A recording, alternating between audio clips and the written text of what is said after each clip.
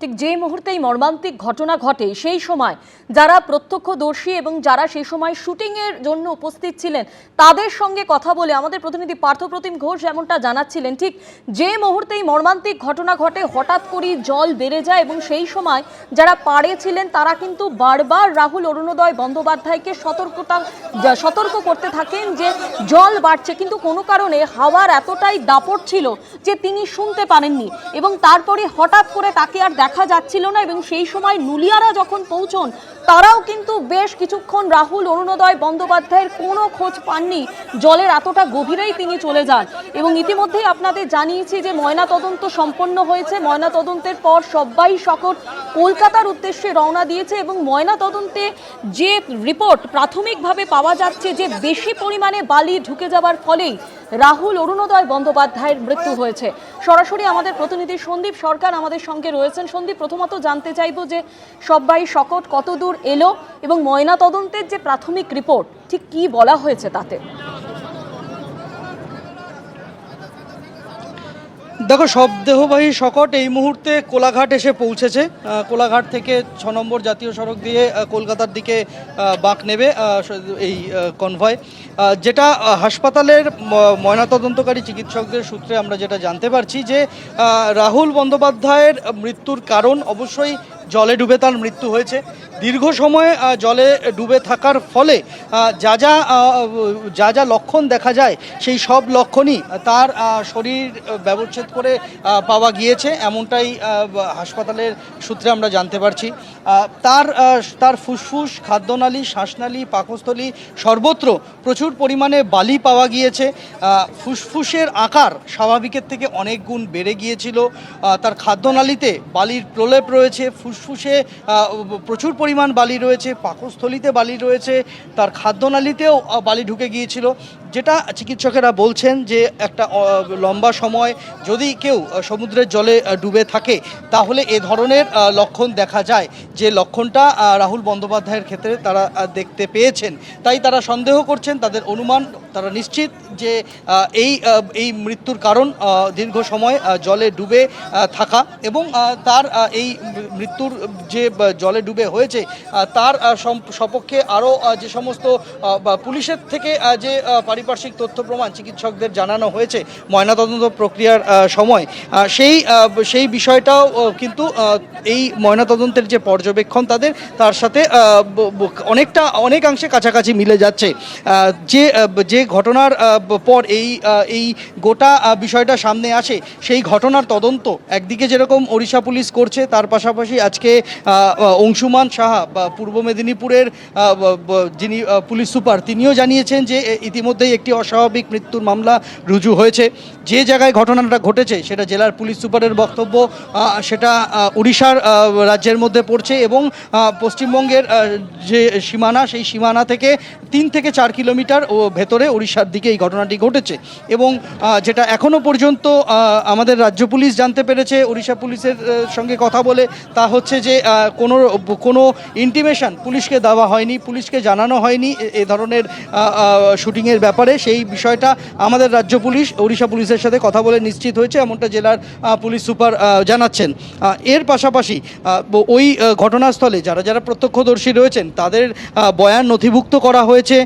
বেশ কয়েকজনের স্থানীয় থানার আইসি তিনি এই নথিভুক্তিকরণ করেছেন, জেলার পুলিশ সুপার সেরকমটা জানিয়েছেন।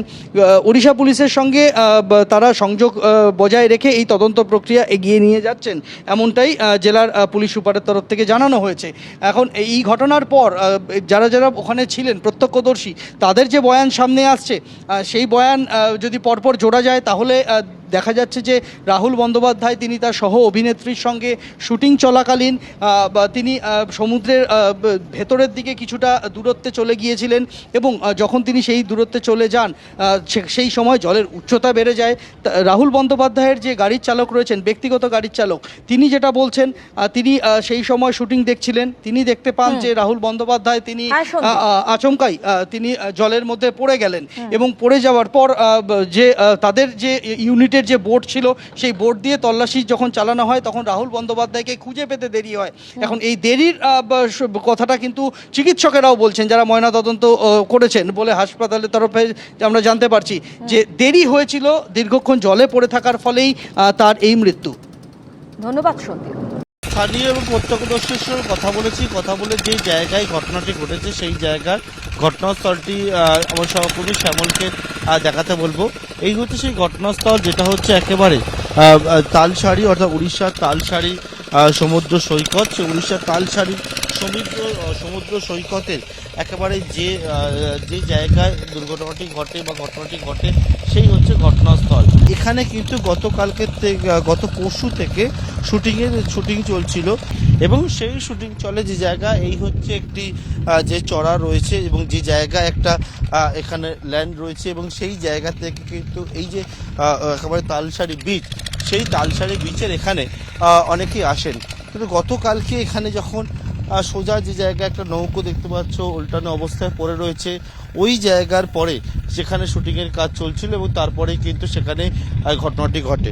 স্থানীয়রা কি বলছেন? স্থানীয়রা বলছেন যে যখন এই যে জায়গা এখানে খুব বেশি জল ছিল না, কারণ সেই সময় ভাটা চলছিল এবং যখন ভাটা ছিল সেই সময় কিন্তু অভিনেতা রাহুল তার সহ অভিনেত্রী তারা একসঙ্গে যখন ওই জায়গাটা ছিল, শুটিং টিমও ছিল কিছুটা পাশেই, এবং সেই সময় কি হয়, তারা সমুদ্রের যে জায়গায় পৌঁছে যায় তখনই কিন্তু প্রথমেই অভিনেত্রী, স্থানীয়রা যেমনটা বলছেন, তিনি পড়ে যান। তারপর রাহুল সেখানে যায় এবং যাওয়ার পরবর্তীকালে ওখানে চোরা বালি রয়েছে, সেখানে অভিনেতা তলিয়ে যান, আটকে যায়। এবং যে সময় ঘটনাটি ঘটে সেই সময় ভাটা ছিল যেহেতু, এবং তারপরেই হঠাৎ করে তার পরবর্তীকালে জোয়ার সবে শুরু হচ্ছিল এবং তখনই এই রকম একটা মর্মান্তিক যে দুর্ঘটনা বা সেটা ঘটে। এবং যখন জোয়ার শুরু হয় তখন অভিনেতা যে জায়গায় ছিল সেই জায়গায় কিন্তু একেবারে তিনি আটকে যান। যারা স্থানীয়রা রয়েছেন এই জায়গায় আমি যাওয়ার চেষ্টা করব সামনের দিকে একটু। গোটা বিষয় নিরাপত্তা, গোটা বিষয় যে প্রশ্ন সেটা হচ্ছে যে যেমনটা উড়িষ্যা পুলিশের তরফ থেকে বলা হচ্ছে যে কোনো রকমভাবে কোনো অনুমতি না নিয়ে শুটিং চলছিল এবং সেই জায়গায় কিন্তু একেবারে যে নিরাপত্তাজনিত বেশ কয়েকটা প্রশ্ন, সেই প্রশ্ন উঠতে শুরু করেছে। যে ঘটনাস্থল সেটা হচ্ছে এই যে জায়গা যেখানে এখনো জোয়ার রয়েছে, ভাটা শুরু হয়েছে, আর কিছুটা পর সেই জায়গাটাকে একেবারে যে জায়গায় চড়া রয়েছে বলে স্থানীয়রা জানাচ্ছেন চোরাবালি, সেখানে এই দুর্ঘটনাটি ঘটে। এবং কিভাবে ঘটলো সেই সমস্ত বিষয় পরবর্তীকালে পুলিশ খতিয়ে দেখবে। এখানে দেখতে পাচ্ছ যে একের পর এক বোট দাঁড়িয়ে রয়েছে এবং সেই বোটগুলো হচ্ছে যারা পর্যটক রয়েছে তাদেরকে নিয়ে এখানে ঘোরায়। যে বোটগুলো রয়েছে তারা অনেকেই মাছ ধরার বোট রয়েছে, তাদের মাঝখান থেকে এইরকমভাবে একটা ঘটনা ঘটে গেল সবার সামনে। খুব বেশি যে এখানে জলের ওয়েভ বা ঢেউ থাকে তেমনটা কিন্তু নয়, এখানে জলের ঢেউ খুব বেশি থাকে না। তার পরবর্তীকালে এই রকম ঘটনা ঘটলো কিভাবে, সেই নিয়ে কিন্তু অনেকগুলো প্রশ্ন উঠছে। শুটিংয়ের যে নিরাপত্তা, সেই নিরাপত্তা নিয়ে প্রশ্ন উঠছে, কারণ এই জায়গায় সেখানে কিন্তু নিরাপত্তা ব্যবস্থা কি আদৌ ঠিকঠাক ছিল কি না, সেই বিষয়টা পরবর্তীকালে উঠে আসবে। এখন রাহুল অরুণোদয় বন্দ্যোপাধ্যায় এই মর্মান্তিক মৃত্যুর এবং যে জায়গায় ঘটনাস্থল সেখানে এই জায়গাতেই শুটিং চলছিল তালসারি বিচে, তার পরবর্তীকালে এই ঘটনায় স্বাভাবিকভাবে শোকের ছায়া। এবং যারা এখানকার বাসিন্দারা, যারা পর্যটকেরা, তারাও বলছেন যে অভিনেতার এই মৃত্যু তারা কেউ মেনে নিতে পারছেন না। এবিপি আনন্দ, এগিয়ে থাকে, এগিয়ে রাখে।